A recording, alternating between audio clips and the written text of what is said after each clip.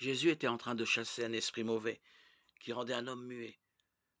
Quand l'esprit mauvais sortit, le muet se mit à parler et les foules furent remplies d'étonnement.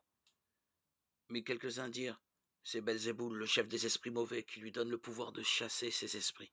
D'autres voulaient lui tendre un piège. Ils lui demandèrent de montrer par un miracle que son pouvoir venait de Dieu. Mais Jésus connaissait leurs pensées. Il leur dit alors: tout royaume dont les habitants luttent les uns contre les autres finit par être détruit. Ces maisons s'écroulent les unes sur les autres. Si donc Satan est en lutte contre lui-même, comment son royaume pourra-t-il continuer à exister? Vous dites en effet que je chasse les esprits mauvais parce que Belzéboul m'en donne le pouvoir. Si je les chasse de cette façon, qui donne à vos partisans le pouvoir de les chasser, vos partisans eux-mêmes démontrent que vous avez tort.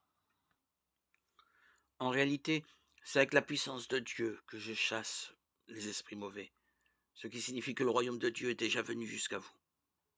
Quand un homme fort et bien armé garde sa maison, tous ses biens sont en sûreté.